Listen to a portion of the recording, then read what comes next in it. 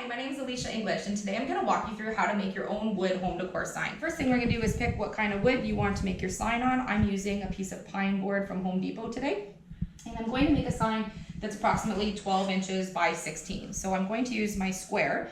You can use a measuring tape or a ruler. It doesn't have to be a square, and you're going to measure how long you want your sign to be. So I'm just using the width that comes with this board by 16 long. I'm going to fire up my saw.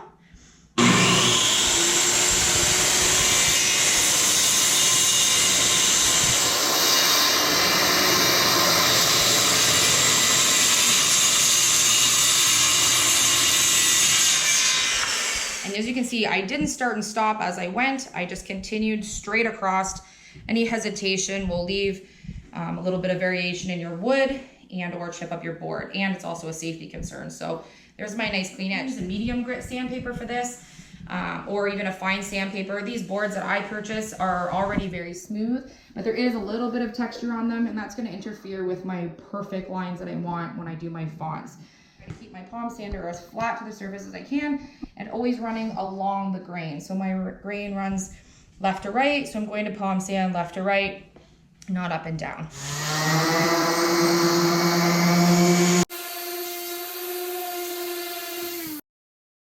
So now my board is ready for the next step. And the next step is to paint the board whatever color that you'd like the background of your sign to be.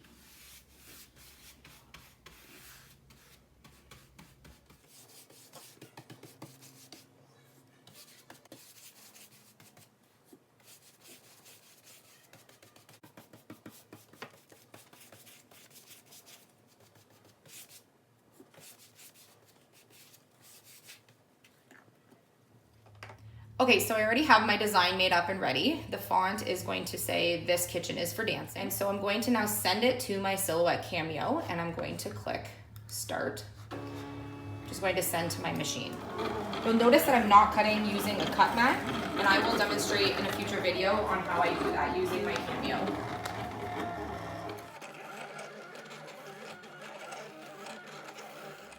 Now that my machine has printed out my stencil, I'm going to cut off the excess vinyl so I can use this for my next project. So now I have my stencil ready, and I need to weed out the lettering that I want to eventually show up on my sign as my words. So I'm going to use a pin. I like to use an upholstery pin, or this is just a thicker pin, and I like to have a colored head on the end so that when I put it down I can find it.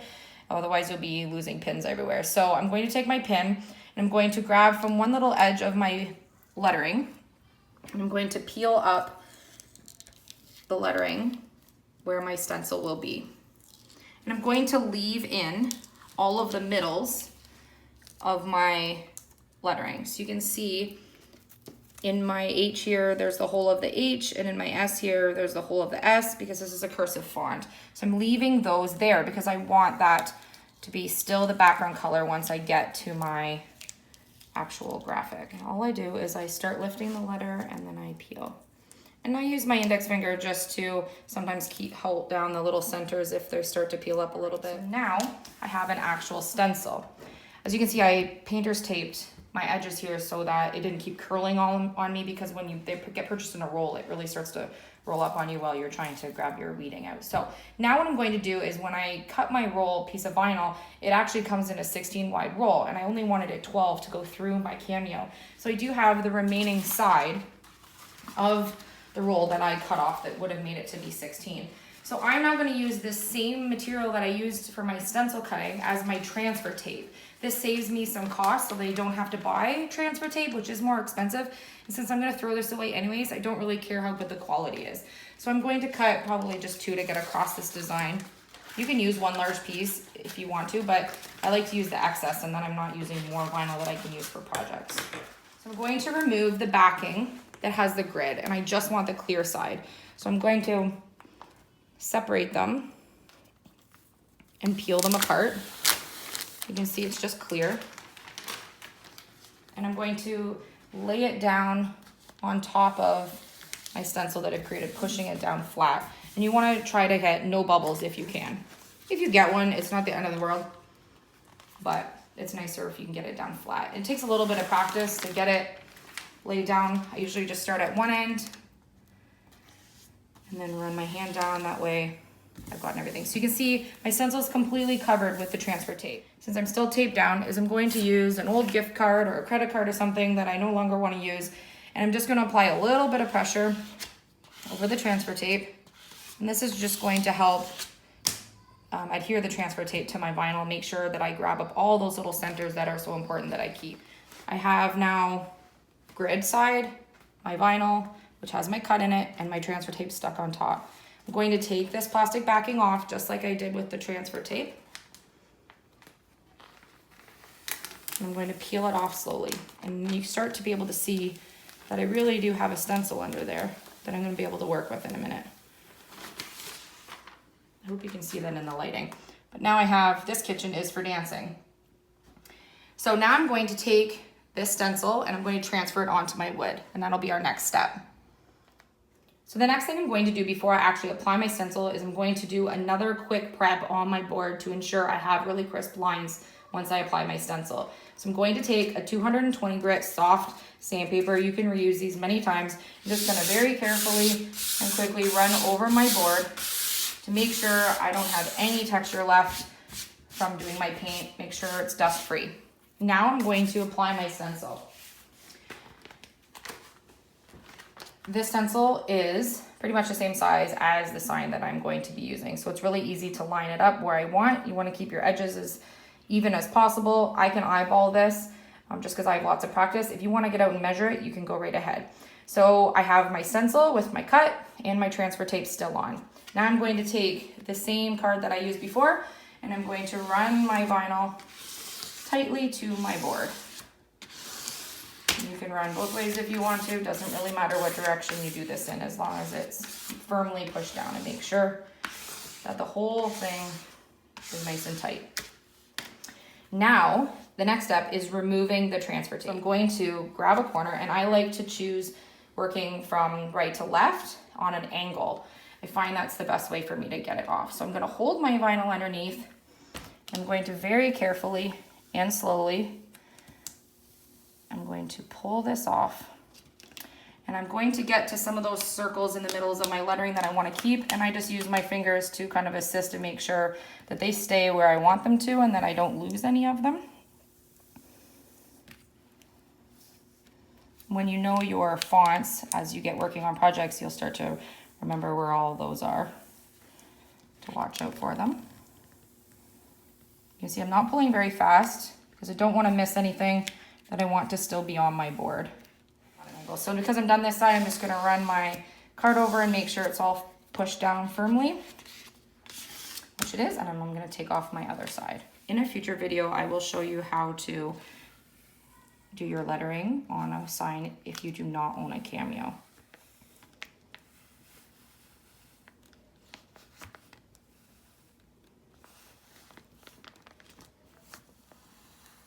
Okay, so now I'm going to run my card over this side, make sure it's pushed down firmly. And now I'm ready for the fun part, and that is applying my color that I want my words to now show up. And so I'm going to choose black because that's what my friend ordered for this sign. And I'm going to use a makeup sponge. You can buy about 25 of these in a pack for $1 at the dollar store. And you can even wash them out and reuse them, or you can just dispose of them. They're cheap enough, and then throw them away. And I'm going to use black paint. And I like to use the top of an old lid or a piece of tin foil or something to put a little bit of paint on, because you are going to blot the sponge quite a bit.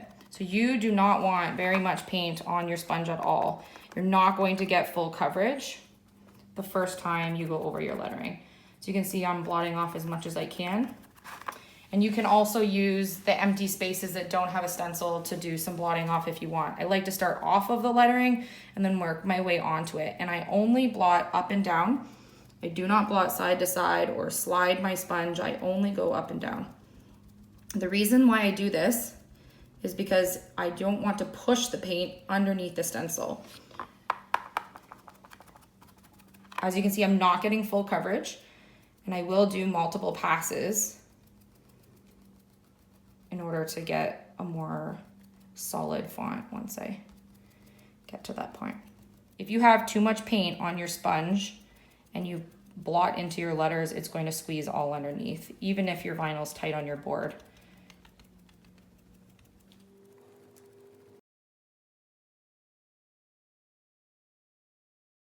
So now I've done one pass over all of it, and now the top part, since it was such a thin layer of paint, will be pretty much dry already, and I can apply another layer.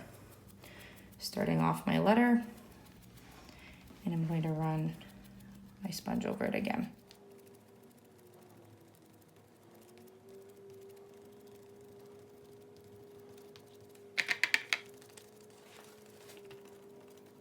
So the next step is now you're going to remove the vinyl, and you don't have to wait for this to dry. You can just do it carefully, or you can leave it. It's completely up to you. My personal preference is just to take it off and start the next project. So I'm going to take one corner and I'm going to pull again on an angle, and I'm going to just pull up.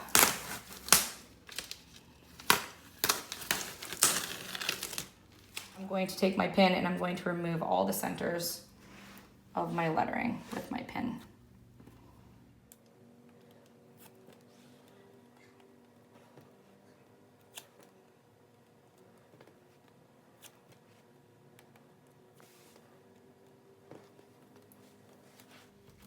You can see that I have really nice crisp lines, although I did rush letting my background dry a little bit, and a little bit of my background color has come up, which is no problem. I can fix that in just a second. If you don't let your backgrounds dry long enough, that can happen. The vinyl will pull up a little bit of your color, but I did rush a little bit because I was doing this video for you. So I'm going to take a little bit of the gray that I had for my background color, and I'm just going to fill in a spot here.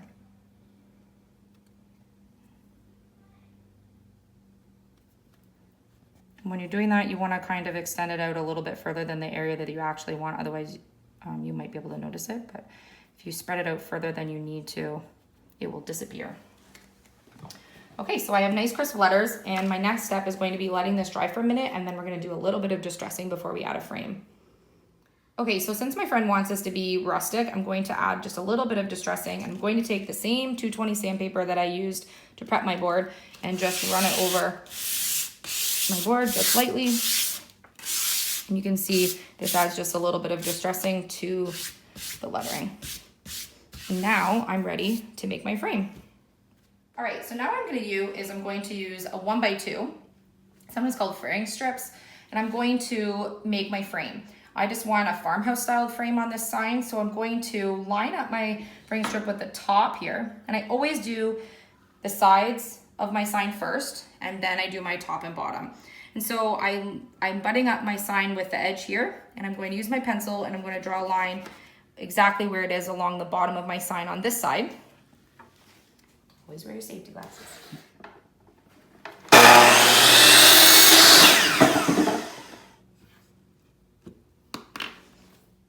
All right, so I always do my sides first, and then I'm going to do the bottom portion. And the reason I do that is because it gives it a more finished look when you've got your ends joined together this way. So I'm going to now do the same thing I did on the sides, all the way extended to the outer part of the frame. Draw my line. All right, so now that I have my frame made, I'm just going to get off some of these rough edges that I have on the end. I like to use a sanding block or just a little piece of sandpaper in my hand.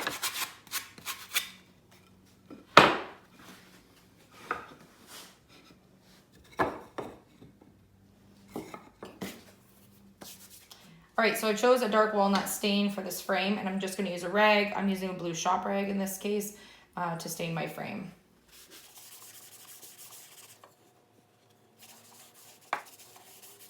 The next thing I'm going to do is I'm going to actually adhere my stain frame to my sign, and I'm going to use a brad nailer. If you do not own a brad nailer, you can use some 1-inch finishing nails and a hammer to do your frame. I do a lot of these, so I prefer to speed things up in using my brad nailer, plus the brad nailer is a little bit badass. So I'm going to first do the sides of my frame. So I'm going to turn my sign on its side.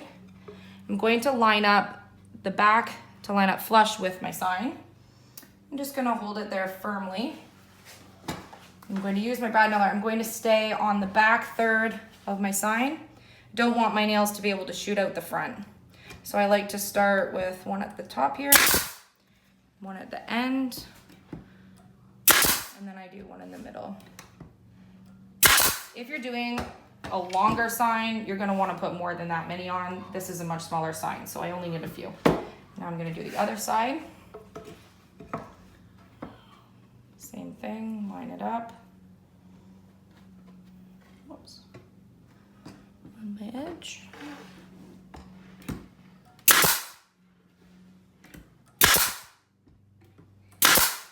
Okay, and now I'm going to do either the top or the bottom, it doesn't matter.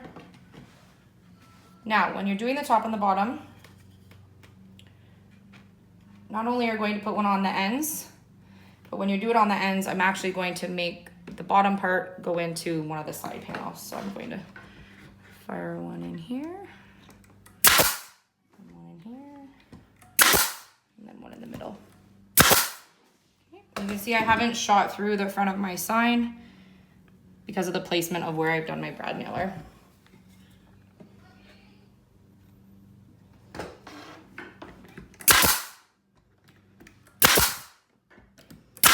I'm going to turn it around. I'm going to add a little clip to the back. You want to try to center it as best as you can. And they come with these little tiny nails. I'm going to take my hammer.